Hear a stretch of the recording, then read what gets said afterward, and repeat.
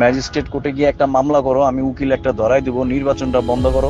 সম্প্রতি ফাঁস হয়েছে পরিচালক অনন্য মামুন আর হিরো আলমের ফোনালাপ, যা জন্ম দিয়েছে নতুন এক বিতর্কের। মূলত বাংলাদেশ চলচ্চিত্র শিল্পী সমিতির 2026-28 মেয়াদের নির্বাচনকে ঘিরে নতুন ফাঁস হওয়া একটি কথোপকথন এখন ঘুরপাক খাচ্ছে সোশ্যাল মিডিয়ায়। নির্বাচন স্থগিত করতে হিরো আলমকে আদালতের আশ্রয় নেওয়ার পরামর্শ দিয়েছেন চলচ্চিত্র পরিচালক অনন্য মামুন। ফাঁস হওয়া একটি ভয়েস রেকর্ড থেকে এমনটাই জানা গেছে।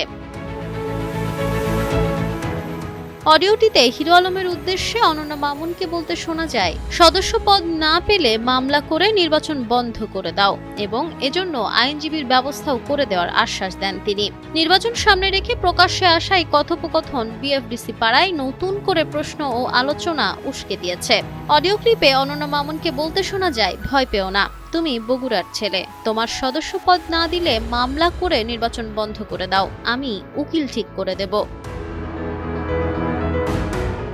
সে সময় অনন্য মামুনের এই পরামর্শের সঙ্গে সহমত পোষণ করে হিরো আলম বলেন, আমি উকিলের সঙ্গে কথা বলবো, টাকা জমা দেওয়ার জন্য সবার কাছে গেছি, কিন্তু সবাই শুধু একজনের কাছ থেকে আরেকজনের কাছে পাঠিয়েছে, সমস্যা নেই, আমিও নির্বাচন বন্ধ করার জন্য কোর্টে আপিল করব।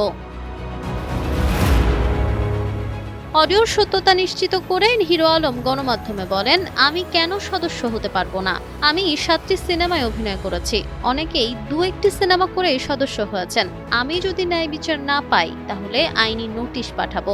অনন্য মামুন আমাকে সহযোগিতা করার আশ্বাস দিয়েছেন। অন্যদিকে অডিওর সত্যতা স্বীকার করে গণমাধ্যমে অনন্য মামুন বলেন, আমাদের একটি গ্রুপ কনভারসেশনে বিষয়টি নিয়ে আলোচনা হচ্ছিল, সেখানে অনেকেই কথা বলেছেন, আমিও ওর পাশে থাকার কথা বলেছি, পরে বিষয়টি আমরা নিজেদের মধ্যেই সমাধান করেছি। মনে রাখা ভালো, বাংলাদেশ চলচ্চিত্র শিল্পী সমিতির সদস্য পদ না পেয়ে সম্প্রতি ক্ষোভ প্রকাশ করেন হিরো আলম। তারই পরিপ্রেক্ষিতে অনন্য মামুনের সঙ্গে কথা হয় হিরো আলমের। কথোপকথনে সেই অডিও সামনে আসার পর শিল্পী সমিতির নির্বাচন নিয়ে নতুন আলোচনার জন্ম হয়েছে। Nafisa Nuyal, Times today.